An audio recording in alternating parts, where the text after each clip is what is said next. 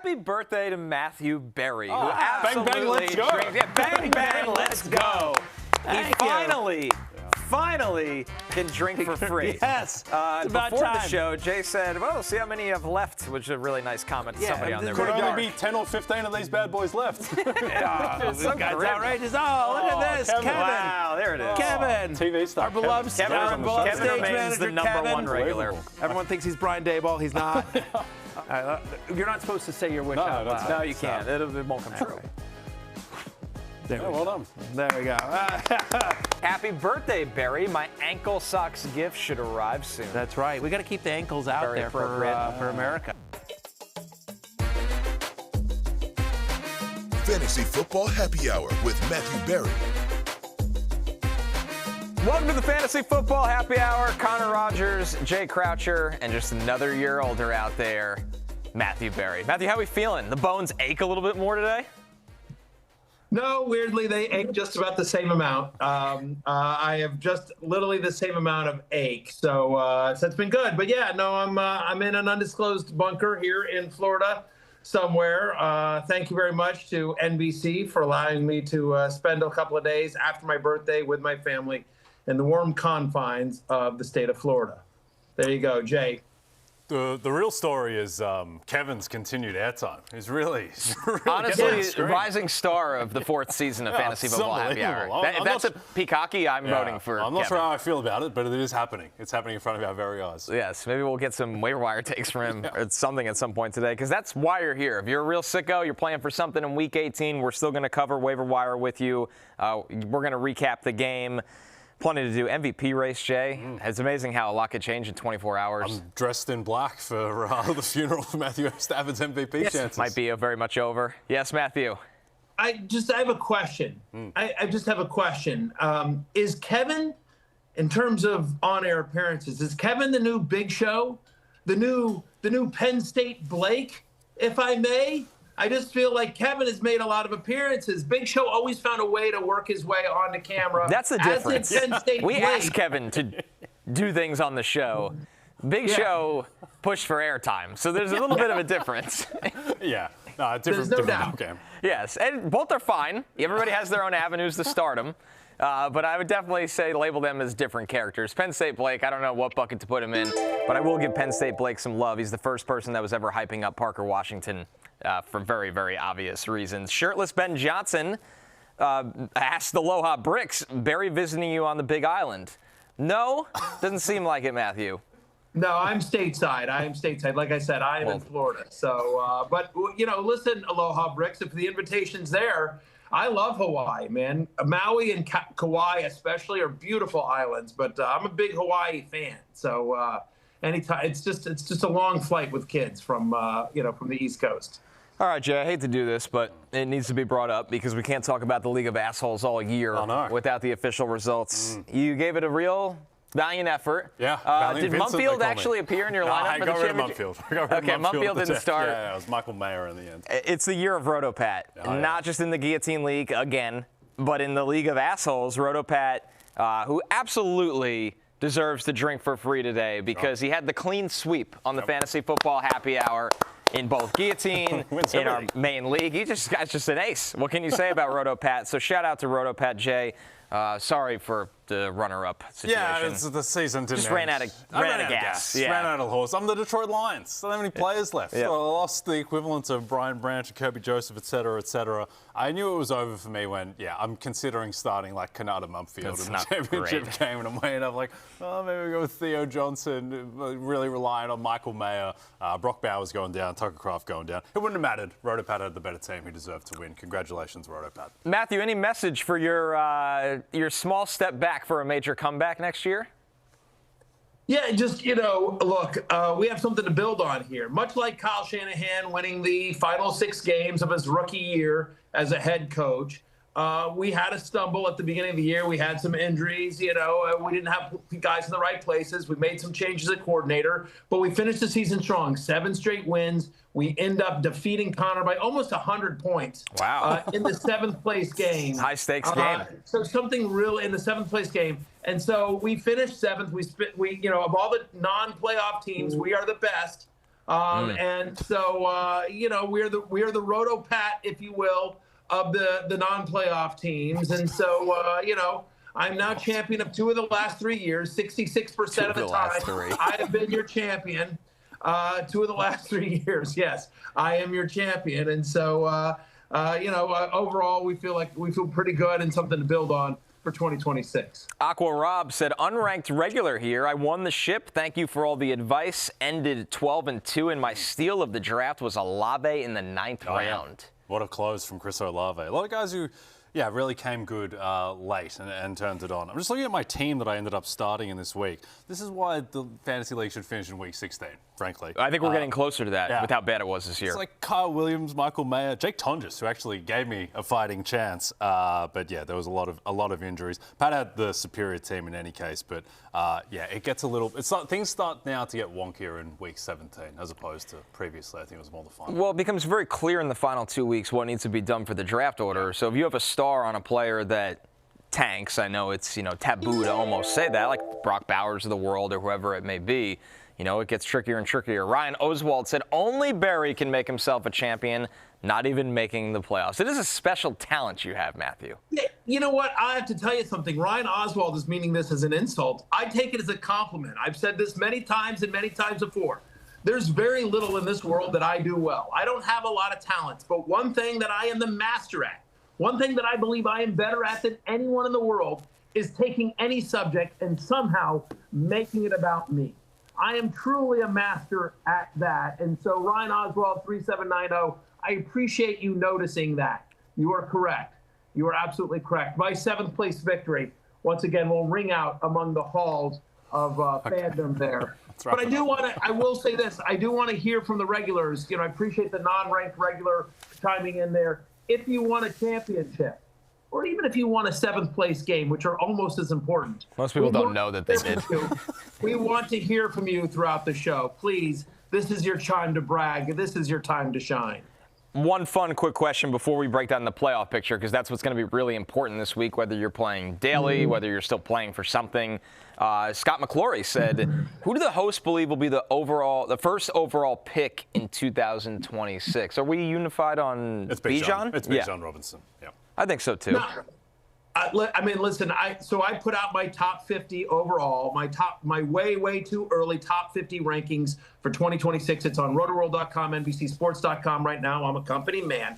So go check them out, and you can see. And I have Bijan Robinson, birthday Bijan, by the way, who brought me home. We'll talk about that game, but brought me to a championship last night, as he did on many, many fantasy managers. So I have Bijan at number 1. But and I haven't seen anyone else put out rankings yet. So that's one of those things is it's like, people are like, oh, that rankings is similar. Well, a lot of people tend to follow other people's rankings. And so as far as I can tell, I have the first set of rankings for 2026 out there. But I will say I did see a mock draft yesterday. I literally just saw a mock draft, a first-round mock draft on Yahoo, and they had Puka number 1. Yeah. They had Puka 1. And then I believe they had, I think JSN went 2, and then they had Gibbs and Bijan. Bijan didn't go until 4. So I could see. Oh, I'm sorry. No, I think Chase went second. So it's like I remember it was 2 wide receivers. It's an Instagram thing. I scrolled through it quickly. But the point here is that I know that Puka went number 1 overall, and so I could see an argument for Puka, for Chase, for JSN, or Jahmyr Gibbs, or Bijan Robinson. I think one of those 5 guys is the potential number 1 pick overall next year. But for me, right now, I say it's Bijan Robinson. Yeah, I like that you christened Bijan birthday Bijan when it was your birthday. That's what confused me. I was like, Bijan's birthday? No, it is. Bijan Robinson was born on January 30th, 2002. Yeah. But he's 1 month from now. Bijan apparently. It was your birthday in the 7th place playoff. Yeah, well, but no. But yesterday on this very show, I said what I needed. I'm in the finals of a guillotine league, and because CeeDee Lamb and Ashton Genty just killed me there, I needed, and I put this out as my Monday Night Miracle tweet yesterday. I said I somehow needed my birthday miracle, my birthday wish for yesterday was for somehow Bijan Robinson and Matthew Stafford to outscore Puka Nacua by 31 points, a massive amount that needed to be outscored because Puka, of course, is always like 120 guaranteed. And what do you know? Thanks to that 90-yard run, Bijan did. Birthday Bijan, giving me a present. And all fantasy managers on my birthday. Bijan Robinson delivering championships. So that is my birthday present to everyone else. Is Bijan Robinson's performance on Monday Night Football. That was you. Very nice. Happy birthday, Bijan Robinson, 1 month from now. All right, let's take a look at the AFC playoff picture, and then we'll break down the NFC as well. Obviously, these are all very important to know, as we'll be throughout the show referencing who has something to play for, who might not care about seeding, who might be sitting. As you look at Denver, who obviously, Jay, will be playing for that #1 seed because they have to hold on against New England. Yeah, and they're effectively getting a bye through to the bye because the Chargers are resting Justin Herbert, will presumably rest other players as well. And so that line, which was probably going to be Denver -3, is now Denver -12.5 against the Chargers.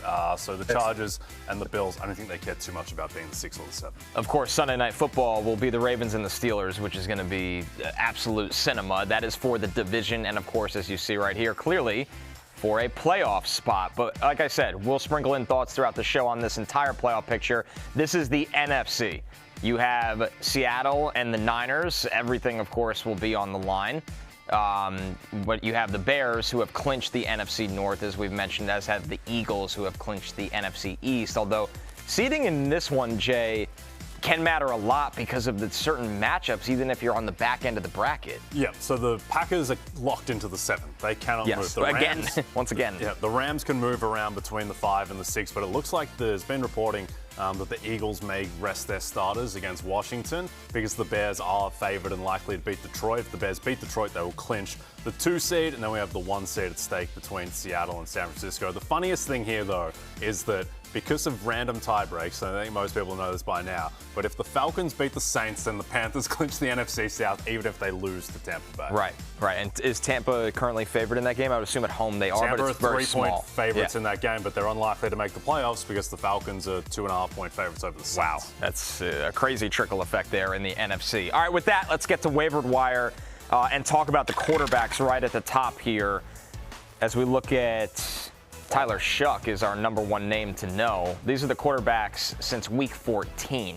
So over the last 4 weeks in points per game. No surprise, Brock Purdy and Trevor Lawrence have been on an absolute heater. Drake May, who's in line potentially to win the MVP, 3rd. But Tyler Shough is maybe the surprise name for many outside of Malik Willis in this spot. 8th, 19.6 fantasy points. We got to hear from Tyler Shough on just proving himself and maybe for the future of this team as well. Trying to constantly prove myself right as far as my own self-belief and hold myself to a high standard. And the ultimate goal is to win and come together as a team, and I feel like we've been able to do that. And how do we keep replicating it? So for me, that's my constant goal. And everything else that comes with it is part of it. And I love playing with these guys. I feel like we could play a whole nother season right now. And we got a really good opponent that we got to finish out. Tyler Shough, 79% available. Matthew, model of consistency in fantasy for Shough. 5 straight games with 17-plus points, as we showed since week 13. He's QB8. So this is somebody that you've been able to stream and rely on if necessary. Yeah, I mean, they just seem to be able to get it done. Credit to Kellen Moore, credit to Tyler Shough. We've talked about this. I think Tyler Shough will be the inspiration of a number of fantasy team names next year. Shough you, Connor. Let's Shough and go, and many, many others. But back-to-back games now with over 300 yards passing. He gives you some with his legs, right? Generally speaking as well. You're not scared of them, despite what happened last night. You're not scared of the matchup on against Atlanta, who now has to play on a short week as well. And Jay, Tyler Shough, from everything I can see, I think he's the betting favorite to be Offensive Rookie of the Year. Yeah, so Tetairoa and McMillan has since overtaken Shough, but it is those two neck and neck. I suspect Tetairoa and McMillan is I should say I think he should be. Okay. How about that? I think he should be Offensive Rookie of the Year. Yeah, I mean, certainly you can make that case. I think there's a lot to be said for quarterback value. Like birthday boy, Tyler Shough. Birthday boy, Tyler Shough. Yeah, like 9 games of solid quarterback play is potentially more valuable than 17 games of being the 16th best receiver in football. That would be the case for Shough. I think Tetairoa and McMillan is still going to win because voters value the full season, but there's no doubting, Connor, that Shough just watch him with the eye test. He's making next-level throws, next-level plays, his ability to create outside of structure, his willingness to push the ball down the field. He looks like the quarterback of the future. He really does. The Saints have to be thrilled. Finding your potential franchise quarterback in the second round, he fits what Kellen Moore wants to do. He can play in structure and timing, like you said, Jay. And I think the most important thing from a fantasy perspective, but it's also very important to the Saints, Matthew, is how effectively he gets the ball to Chris Olave at all three levels of the field, but really the deep ball as well, which we know Olave is great with. There's been a noticeable upgrade since Shough started under center this season. Yeah, Tyler Shough understands the assignment. Like, what does a young quarterback look for? Somebody that can catch the ball. And so Shough has a little bit of, pardon the pun, but Shough does have a little bit of Shough it. Olave's down there somewhere, and he will, in fact, throw it. You would think the loss of Rashid Shaheed would have hurt Tyler Shough's fantasy value, but that's not been the case. Whether it's Juwan Johnson, whether it's Audric Estime out of the backfield, like different guys, like, hey, let's throw to Mason Tipton. Okay, fine. There's not a lot of talent in New Orleans outside of Chris Olave and, of course, fan favorite Juwan Johnson. But Tyler Shough has managed to get it done again. Fantasy points with his arm and his leg. He, as you showed there with the next gen stats, he'll throw at all three levels. Kellen Moore has done an unbelievable job, I think, with this offense, with Shough's development specifically, and again, not scared about the matchup at Atlanta. So because they'll Shough it around. Yep. Before we move on, Connor, who would you rather have as your franchise quarterback, Tyler Shough or Cam Ward? Still Cam. You just have to be careful. And Cam has been really good for a couple weeks now. I think he's thrown 8 touchdowns in his last 4 games. And his situation compared to Shough. I know we didn't have big expectations for the Saints, but they still have a star receiver, a head coach that's probably a lot better than anyone gives him credit for. Yep. Their defense is competitive, putting him in better spots. Kelvin Banks has been great on their offensive line.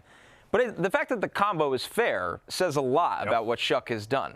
Yep. Right now. That's like what's amazing, is that you have the combo Cam Ward, Jackson Dart, Tyler Shough, and you're like, man, for a class that wasn't loved by the NFL, might have a couple starting quarterbacks out of it. Saints might be the favorites to win that division next year, honestly, because they've got the best defense in the division, and, arguably, they have the best quarterback in that division, depending on Baker Mayfield bouncing back health-wise. Jay Croucher, I would say this. If somehow the season got extended 4 more games, I think the Saints would win the division this year. Yeah. Honestly. The way they've been playing, yeah.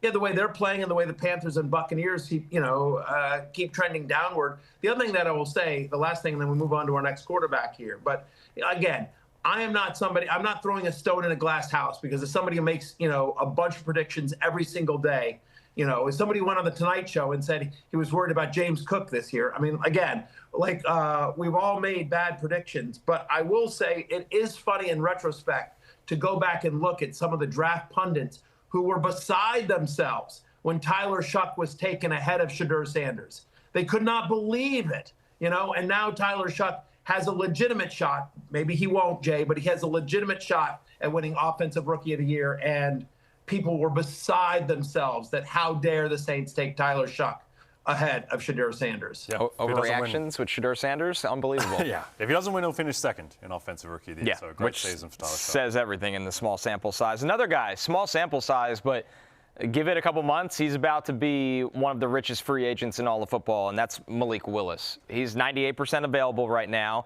We have said we think he's going to be a starting quarterback in the NFL next year, so he'll get a nice contract from somebody to do that. But what you care about right now is you look at Week 17 before he got hurt, over 31 fantasy points, Jay, and this wasn't just one game.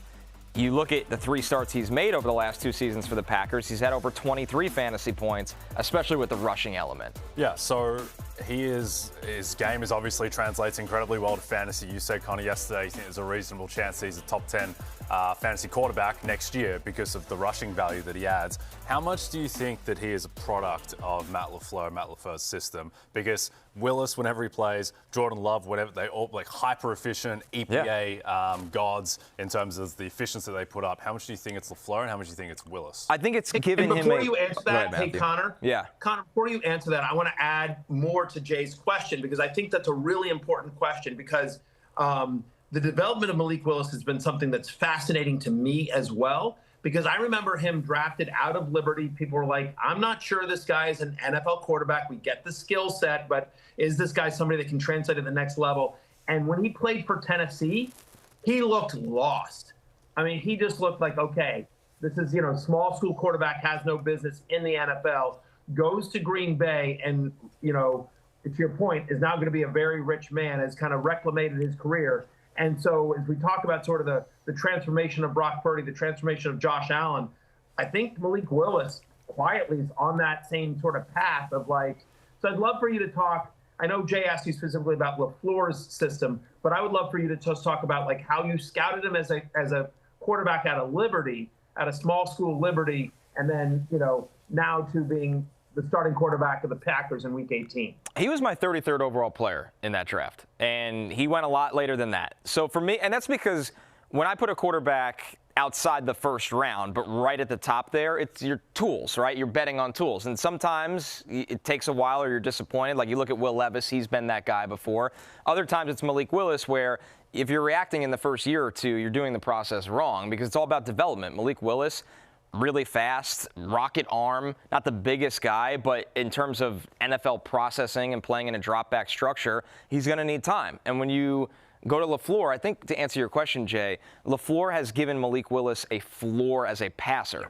But the running has always given him this ceiling and this element where it's like, okay, nothing's there. Now I can take off and make somebody miss. Not just run, but make somebody miss. But the thing with Malik Willis that I absolutely love is he could throw the ball down the field. Yep. Like he's got a strong arm. He's got that snappy motion where he can get the ball out quickly. So this is somebody that I really valued in a draft that the NFL did not love the quarterbacks in that draft, and I get it. It hasn't worked out for Kenny Pickett, Desmond Ridder, guys like that. But top 35 player for me, you bet on traits with quarterbacks. And when you bet on traits with quarterbacks, you have to understand that its situation matters a lot. We saw where situation failed him, and then we've now seen where it's helped him. It's going to be fascinating to see the next landing spot, and he'll be selective. Yep. But I'm a big believer in Malik Willis, not as a stopgap or a fill-in starter, but as an NFL starting quarterback. Yeah, I remember when he was in Tennessee, it just felt like when he did get an opportunity that they were just so conservative with him. And Scared to let him throw. Yeah, okay, we're going to run the ball in the first 2 downs, and we have to throw on third down. The worst thing you could do.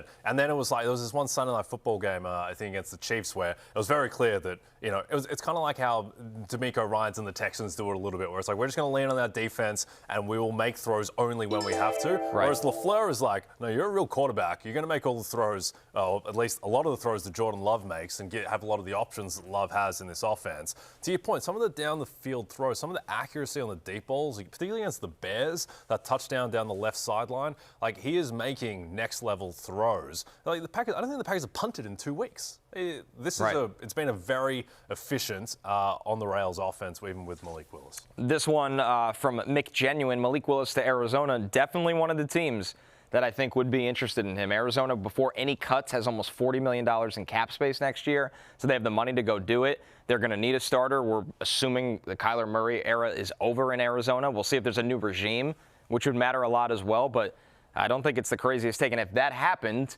we would be really excited about Malik Willis in fantasy because they have some pieces on the offensive line. They have some pieces at pass catcher, and multiple pieces at pass catcher. And the most important thing is, Matthew, he would actually play, which has been the most important thing at the end of this season.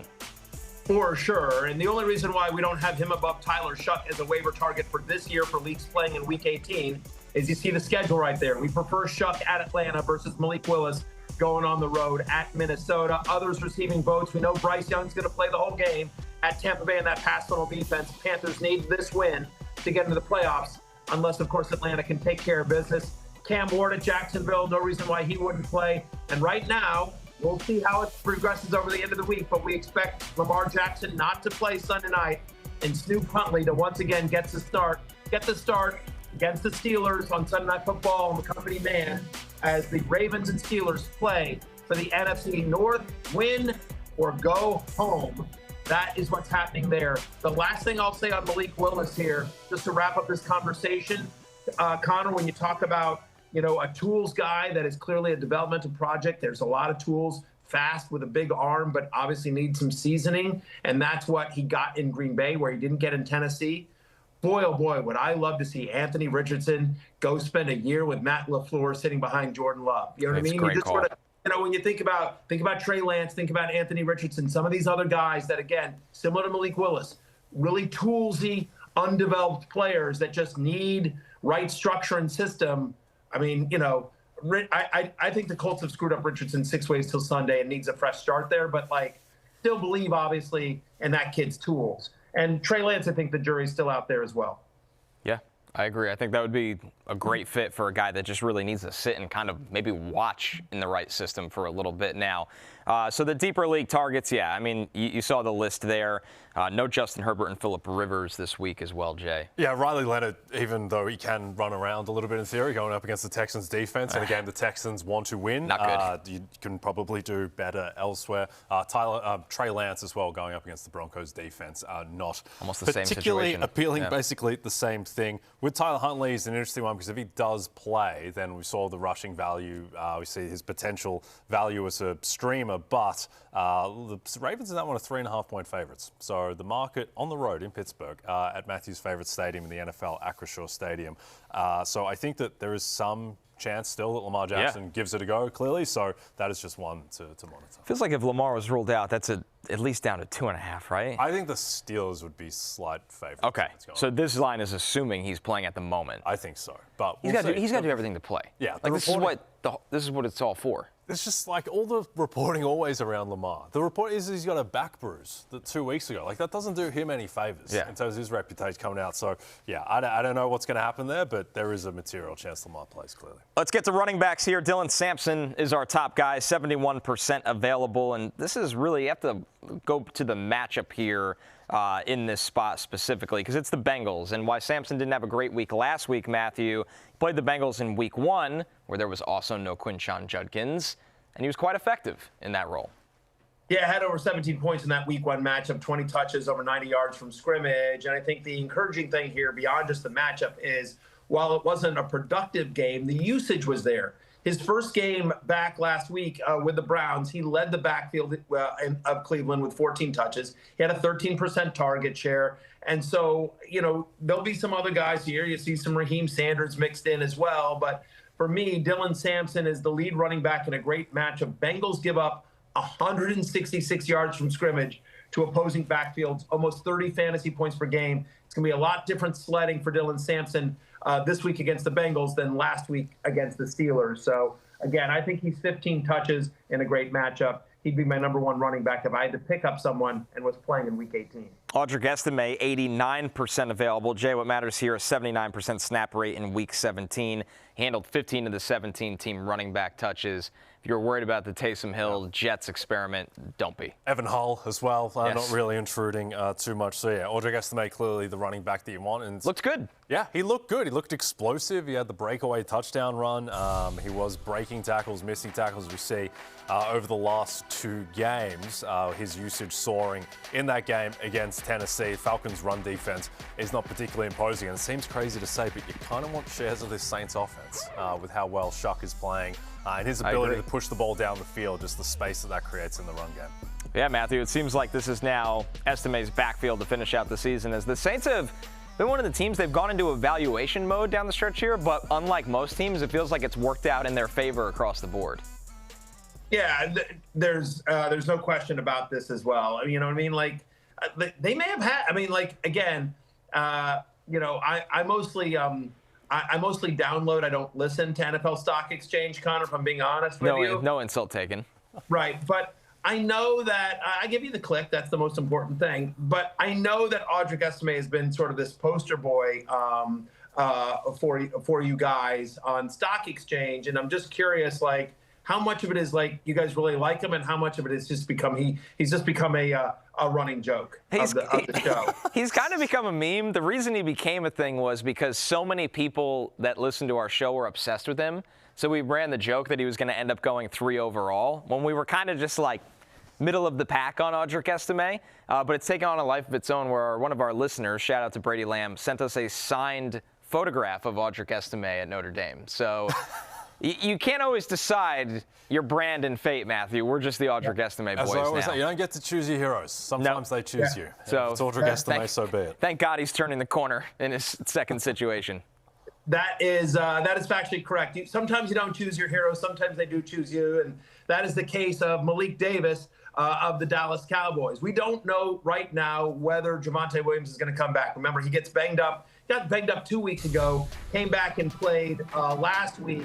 got banged up again in that game on Christmas Day. But after Javonte left the game, Malik Davis played 61% of the snaps. He got 65% of the team's running back rushes attempt. Now, it was against my Commanders, not the toughest sledding, but neither are the Giants.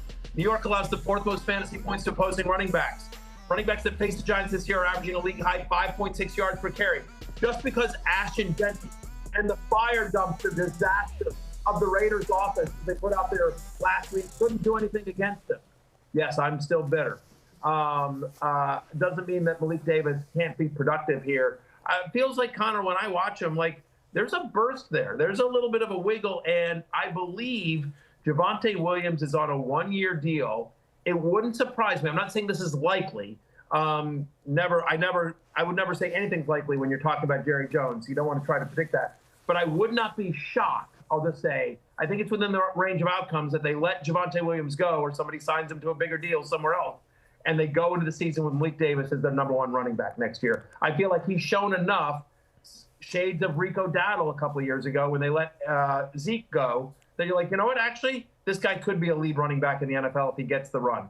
Yeah, he's kind of quietly been in and out of the Dallas organization for 4 years now. So part of me wonders, Jay, if it's like the fresh legs theory of when you see a guy in week 17 that you haven't seen all year, you're like, wow, like he looks pretty good. And then you remember Kenyon Drake. You remember like he's barely had the ball all year compared to everybody else that's run down. But I agree with you. He's looked way better than I ever expected, Matthew. And maybe at a minimum, he's an interesting insurance case next year because knowing the Cowboys feels like they don't have to, but they should bring Javonte Williams back because they've found a lot of good things on this offense this year. I think so. Like the Cowboys, it's not gonna cost a lot. If you start the season again and the Cowboys have Quinn and Williams and their defense healthier, like this should be a pretty good team. Like I don't think it's a Super Bowl contender necessarily. Playoff-ish team. Yeah, it's a team that should go 9-8 or 10-7. And so I think in this matchup in particular with Malik Davis, if Javonte can't go, it's hugely attractive because the Giants have the worst run defense in the NFL. And also, right now the Giants, I think they're slated to pick 2. And if they win, they could fall as low as 7. So that's right. They really need to lose this game. There's so many ties. Dak is playing, and so the Cowboys will want to win this game. So I think that Malik Davis, if there's someone who's going to just like explode out of nowhere for a 29-point fantasy day, Malik Davis would be a good candidate for that. Yeah, it's absolutely a good call. They like to run when they get in close. We expect this team to be in scoring position often because of how well Dak and the passing offense is going. And the last thing I'll say is that for all the talk about Jackson Smith and Jigba being the fantasy MVP, Drake May, I think, is in that conversation in terms of where guys went in their drafts, Matthew Stafford compared to ADP and production. Javonte Williams is in that conversation as well. He'll be a Peacocky nominee based on his production and ADP. Here's some other receiving votes. How about Emanuel Wilson? Josh Jacobs clearly less than 100%. TJ Wilson's snap rate and touches last week. I believe the Packers are locked into the 7th seed, right, Connor and Jay? Like they can't move. Yeah, they're locked. So they're locked. So I would expect Josh Jacobs to rest this week. Emanuel Wilson should get a lot of run on the road at Minnesota. And then Devin Singletary, he's had 12 touches in 5 of the past 6 games. He's averaging double-digit fantasy points. He preferred Tyrone Tracy, but they use Singletary enough just to be annoying to those of us who manage Tyrone Tracy, and he has some flex viability because there's always a chance that Singletary will fall into the end zone. Let's go to wide receivers. Luther Burden, who we've talked about how excited we are for the future of Luther Burden in this offense. But how about the now? 77% available, 17.7 points per game when he sees above a 20% target share this season. He's done that 3 games. As you look at the Week 17 fantasy leaders, and of course with how the game ended, we'll have to keep an eye on his injury status as well. But we got to hear from Caleb Williams on some of the excitement around Luther Burden. Yeah, it's good to have Luther back. Let's put it that way. Getting the ball in his hands, as he said before, it's a problem when you get the ball in his hands. And so just giving him a shot, let him go make plays and get the ball, give him the best runner ball that I can so that he can go and be explosive and be the player that he is and why we drafted him here. Luther Burden, guys, every time he touches the ball, Jay, it feels like there's some electricity with him. And it's great to see when healthy, the the target share and all the production has kind of gone upwards as Caleb has grown into this passing offense. Yeah, picked him up off the waiver wire in my Australian league where I'm in the final and dominating my friend Jackson King. I was very excited to see Bijan Robinson give Jackson 195 McNuggies last night as I further twisted the knife with Bijan being the captain of my team. But Luther Burden, just having him on my team in the championship week was just phenomenally exciting. Right. Watching him every single play and seeing Connor just kind of the diversity of his skill set. Right. He's getting short stuff. He's operating sometimes out of the slot. He's catching deep touchdowns. I know he dropped a pass on the final drive and also kind of got banged up in the end zone, but it seems like there's not too much of a concern there. And we're just with Rome Odunze's health concerns and with the fact that the Bears want to win this game. Like the Bears would rather get the 2 seed, play the Packers in round 1, and not have to play the Rams. So I think that Luther Burden, assuming that he is healthy and good to go, yeah, he's like a locked-in wide receiver 2 type. Yeah, it feels that way, Matthew, especially in another offense that it feels like we all want shares of at every single different skill spot. For sure. I mean, listen, and make no mistake, Ben Johnson is absolutely very much looking forward to this matchup against his former team in the Lions. And the other thing is that the Bears are preparing for the postseason. They know that they're whether they're the 2 or the 3 or whatever, they're preparing for a postseason run. They have legitimate Super Bowl aspirations. And if they are going to make that kind of run that they want to, Luther Burden needs to be a part of this offense, right? And so this is a game that, to your point, not only do they want to win, but this is about trying to set themselves up for the offense of the future. They'll get Rome Odunze back, but Luther Burden needs to be a part of this offense moving forward. So I expect him to get a decent amount of target share, especially after he was such a key part of the game against San Francisco. Didn't have the result they wanted, but it wasn't Luther Burden's fault that they lost that game against the Niners. Last thing I just want to say here about Jay's Australian league. He called points McNuggies. Connor, did you hear that? Did anyone else catch that? I didn't understand. And also, like, this Australian league, why do I feel like Jay's the only one drafting American football players, and he's somehow convinced everyone else has got like a bunch of Collinwood Magpies on their team, and it's like, why am I losing 100-0? Like, Jay got Chimere Gibbs in round 7. Yeah, exactly. Yeah, I've got Jonathan massive Taylor. Vibes of that. Yeah, Jackson's got Scott Pendlebury, Collingwood former captain. Ryan Oswald asks, where do you gents think Burden should be drafted next year? I think we go with the assumption that DJ Moore is not on this team before answering this question. Yeah, what is he like? Well, you guys asked me yesterday, would I take him before Odunze? And I think I said, I believe, yes, I would. But it's so close. Does he go in like the 4th, 5th round? I'd say 5th. Yeah? 5th round. Yeah, I was gonna say. He's going to be a hype guy, Matthew. You can see the training camp videos from here, from a mile away. The hype's going to, it might actually go too far where I'm like, eventually this is too much. That happens a lot. But I think Matthew, he will be highly, highly coveted next August. I think there's no question. He will absolutely be a hype guy, a sleeper guy. And I think 4th or 5th round is about the right range. People forget how deep wide receiver is, and then you start getting into the range of like, well, am I taking Luther Burden or am I taking like Justin Jefferson? Who the chance that Justin Jefferson's going to fall down, maybe that's a little bit too far for Justin Jefferson, but people forget you're like Luther Burden or Devontae Smith or Ladd McConkey or, you know what I mean? Like T. there's Higgins. just going to be T. Higgins. T. Higgins probably is going to go ahead of him, but like just in terms of like, when you start doing the rankings, again, go check out my top 50 rankings, my way too early top 50 rankings for 2026 on rotoworld.com, NBCsports.com, company man. I just, when you're going through it and trying to rank the wide receivers, it's like you forget like how many good wide receivers there are that either produced this year, that you have high expectations for next year, or that had a down year, but like, again, what do you do with Justin Jefferson, right? I mean, again, we got to figure out what they do. What do you do with Marvin Harrison Jr.? What do you do with McConkey? It's been tough. Been an up and down year for Devontae Smith and A.J. Brown, like those kind of guys, right? Anyway, but I think right now I agree with you. Luther Burden, somewhere in the 4th or 5th round, he's definitely going to be a hype guy, and I definitely think he probably gets drafted as a top 20 wide receiver next year. How about Parker Washington, 63% available. Over the last 2 weeks, Matthew, a 28% target share. Liam Cohen and Trevor Lawrence love this guy. Yeah, they really do. And Parker Washington can play football. Just be clear of that. You see it right there, the Parkler. I like that, by the way. Nice job, whoever did the headline. Definitely there, Dev. Let me award-winning stupid Dev. Back-to-back games with double-digit targets, right? 10 targets in each of the last 2 games, over 100 receiving yards each of the last 2 games. You love this matchup against Tennessee, right? The Titans have allowed the 7th most fantasy points to opposing wide receivers. And so Parker Washington, as Brian Thomas continues to have trouble finding his way in this offense and teams are bracketing Jacoby Myers, this is a pass-first offense that loves to throw to Parker Washington. He's out there in about 63% of leagues. I suspect that if you're playing in Week 18, he's probably already rostered because I think he's probably taken in a lot of competitive leagues. Parker Washington, no big deal, but part of the 7th place champion, live at noon on the Tube. Congratulations to Parker. By the way, your ring will be in the mail, but I was able to use his 8 for 115 last week against you, Connor. That was part of the onslaught with Derrick Henry and the Drake May and Chase Brown, everything that I put on you. Parker Washington, also a big part of what we were doing to you, Connor, to Fantasy Life commenter. Anyway, but yes, Parker Washington, good enough for my 7th place team. He's good enough for your Week 18 team. There's no question about that.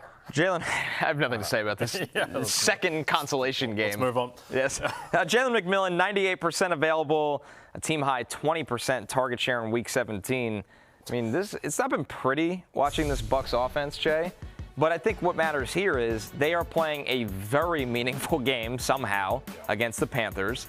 And McMillan has found his way back into this offense after being hurt all year. Yeah, I don't understand anything about this Bucs team. Same. If you'd asked me before the season who was going to be the #1 wide receiver for the Bucs come Week 17, Week 18, Jalen McMillan would have been a distant 4th choice. But apparently, he is the guy in this offense for the meantime. His target share very healthy. I don't understand why Okonkwo isn't out there. I don't understand the work Chris Godwin's getting. I don't understand why the team sucks. Why does this team suck? They have good players. It's just nothing is working at the moment. The defense definitely sucks. The defense sucks. Baker Mayfield, I don't think he's right physically. I think there's something wrong. Ever since he did the shoulder, he hasn't been remotely the same. In any case, though, this is a team that is throwing the ball, and they got a fairly favorable matchup against the Panthers secondary. And Jalen McMillan, I think at this point, I would prefer the upside of Jalen McMillan to whatever is going on with Okonkwo. Yeah. And I know Godwin had the big game and he's been out there, but I think they're in a similar tier. Some deeper league targets here. Isaac TeSlaa, Jalen Coker, Chimere, Dike, and Elic Ayomanor reappearing here, Matthew. Both Titans receivers. Yeah, for DK, you prefer DK to Ayomanor. DK's had a 27% target share over his last 4 games.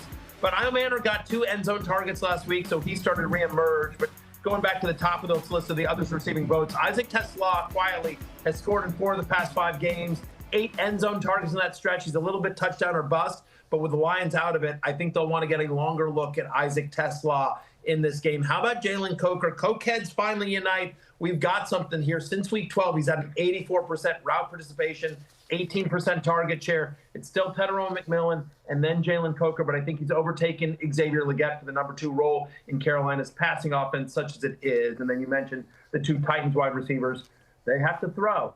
And I prefer DK to Ayomanor. But again, if you're desperate, those are guys that are out there in many leagues. Let's go to tight ends. Colston Loveland, just 51% available, Jay. 20-plus fantasy points in both games. He's seen 7-plus targets this season. I don't think there's any questions about Colston Loveland's talent. It's just when you share an offense with Cole Kmet and a lot of talented players, it's just usage for him. Yeah, it is just usage, but he got the usage against San Francisco, and with Rome Odunze either going to be out again or limited, you suspect. Colston Loveland a bit more room for him to operate. That drop that he had on the final drive, as Collinsworth noted on the call, his first drop of the season. Very sure hands, and clearly Caleb and Ben Johnson trust the guy. Matthew, go ahead, Matthew. He's averaging 9 yards per target. That is the 4th highest among tight ends with 50 or more targets. I mean, they're targeting him all over the field. It's not just dink and dunk stuff here with Colston Loveland. You can see why the guy was a first-round overall pick. Cole Kmet, who? So Colston Loveland's been a big part of this. And again, I think they want to win this game, and we want a part of this offense. Caleb Williams been red hot. How about Jake Tonges, guys? So he's had 4 games without George Kittle, the past 4 games without George Kittle, and he's averaging 15.7 fantasy points per game. He scored in 3 of those. Bang, bang, let's go. Jake Tonges has been a big part of what the Niners have been doing recently. 27% target share last week as well. They're playing Seattle, and for all the brilliance of the Seahawks defense, they're actually susceptible to tight ends. So in a week in which we assume George Kittle is not going to go, Jake Tonges actually should be a big part of this matchup against the Seahawks team that is bottom 5 in both receptions and yards allowed to opposing tight ends. Some deeper league targets. Michael Mayer against the Chiefs. A.J. Barner. That's a Saturday game against the Niners. And Chig Okonkwo. Great touchdown from Chiggy. Chiggy back just in time. If you need a defense, you got to stream a defense in Week 18.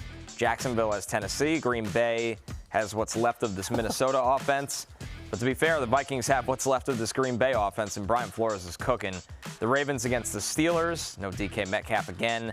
And the Bengals against Shadur Sanders' Browns offense. We're going to take our first break. When we're back, just ahead, Bijan Robinson lands in Matthew's way. Oh, Jonathan Medici chiming in real quick. What time do we think Barry's tea time is?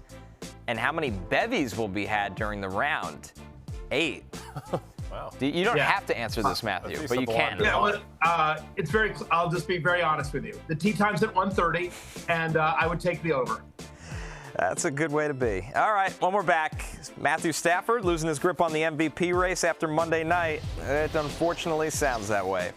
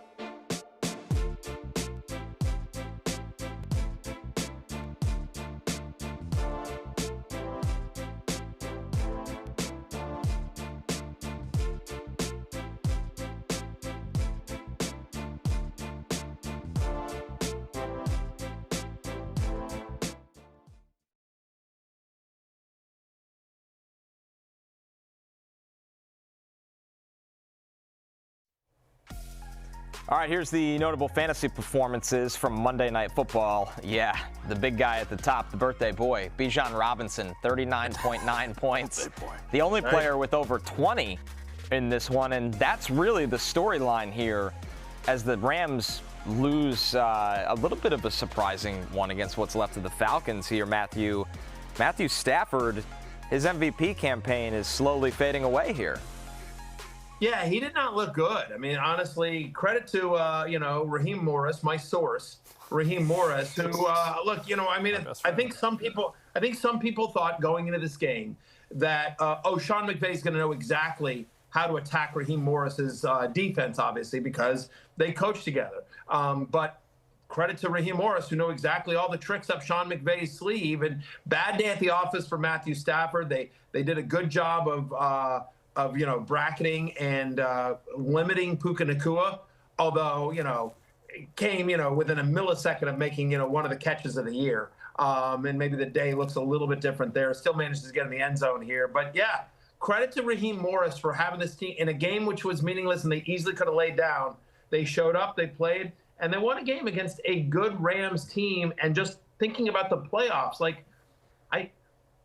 the fact that the Rams don't have the #1 seed in the NFC makes me nervous about the potential Super Bowl chances, because this is yet another bad loss on the road at an NFC South team that they should have destroyed. The line was 7 going into this game, and we talked about this yesterday, and we like the idea that they would potentially they would cover this number. They would, and they just they lost to Carolina, they lost to Atlanta. So this is a bad one. But again, thank you to Birthday Bijan for understanding the assignment. Jay, the MVP race. Walk me through how this changes, what it changes, and how big the gap is now. I think people are struggling with Drake May's schedule versus Stafford hasn't had a lot of bad games this year, but this was obviously a stinker on a game they were 7-point favorites. Yeah, I think there's some push and pull factors. One, May has definitely had an easier schedule. At the same time, May doesn't have Puka Nacua, Devontae Adams, a better O-line, and Sean McVay. And I think what this does is it just highlights the fact that if you just look at the numbers, the things that voters typically value, the way we evaluate quarterbacks, things like QBR and passer rating and EPA per play and yards per attempt and completion percentage over expected, Drake May is number 1 in the entire league in all of those things. And Stafford isn't 2 in almost any of them outside of passer rating. So the statistical gap between these two is now massive in favor of Drake May. And also, the reality is that Stafford's a 6 seed right now. He's 11-5. May is 13-3 and a 2 seed who has a chance at the 1 seed going into the final week. So I think if May beats Miami and they're like minus 650 to do that, I think he will simply win MVP now. And May is minus 400 to win MVP. So I think that his value at his current price. As far as Stafford goes, I think it was a reminder that Stafford's been amazing. I think he's going to come second at MVP. He loses 2 of his offensive linemen yet last night, and with Dotson and Alaric Jackson, and now he's going up against a super fast Atlanta defense, and it just seemed like he just got a little bit rattled. And no Devontae Adams again. Yeah. So they've run a lot of 13 personnel. They've done what they've had to do, but it's it's crazy how quickly those odds swing drastically and jarringly. Stafford was like minus 380 going into last. And they didn't run the ball effectively either. I mean, Kyron and Corum, neither of the guy looked that effective. Neither of our Corum bets hit. It just, so it became somewhat of a one-dimensional offense here for Stafford. But I think just the way that, again, 6 interceptions over the past 5 games, and yes, he's missed Devontae Adams for a couple of them, but down the stretch, it's been tough for Stafford. An amazing season, but I'm with Jay. I think Drake May ends up winning MVP. All right, we're going to take our last break. When we're back, our favorite early week bets on sides and totals. Last call after this with Early Line Alert.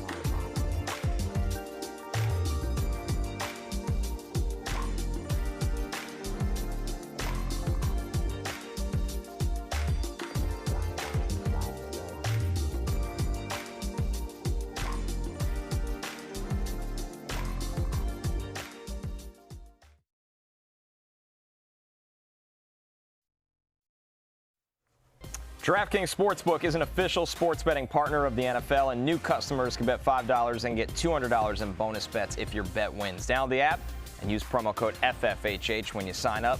DraftKings Sportsbook. The crown is yours. The crown is yours. The crown is yours. Last call, early line alert, as we see some lines for games that could have significant implications for the best and worst reasons. Obviously, the Raiders trying to lock down that first overall pick. The Giants trying to stay at least in number 2. But then you have massive high-stakes NFC matchups with the Seahawks and Niners, Panthers and Bucks, and the division on the line for the Ravens and the Steelers. Jay, what are you looking at with the spreads this week? You're going to take the Bears minus 2.5 home to the Lions. Ben Johnson, revenge game of sorts. I think the Lions, they're just so decimated. They were already decimated. They got further guys hurt in that Minnesota game. I think that the Bears blow them out and secure the 2 seed. Yeah, I'm kind of sifting through the trash games. Yeah. Yours is up there. Mine is even worse. The Bills minus 7 against the Jets. The Jets over their last 3 games, they've lost by an average of 28 points. It doesn't matter if Josh Allen doesn't play in this game. The energy will be crazy in Buffalo. The last regular season game at Highmark Stadium, everybody will be out there going nuts. The Bills have to play some people. The Jets have been playing Brady Cook. Yeah. This line, it's a trick because you're like the backups, but the Jets are playing third stringers already. It's the NFL. You can't rest 30 guys. No, no. The Jets they'll lose by at least a touchdown here. Matthew, what do you like?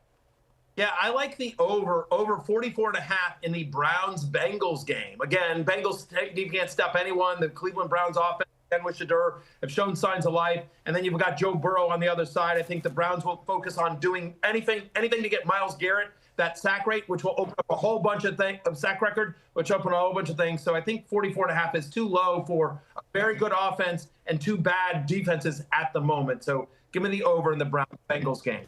All right, Matthew's got his 1:30 tee time. Enjoy, Matthew. For him, Jay, I'm Connor. We'll see you guys tomorrow.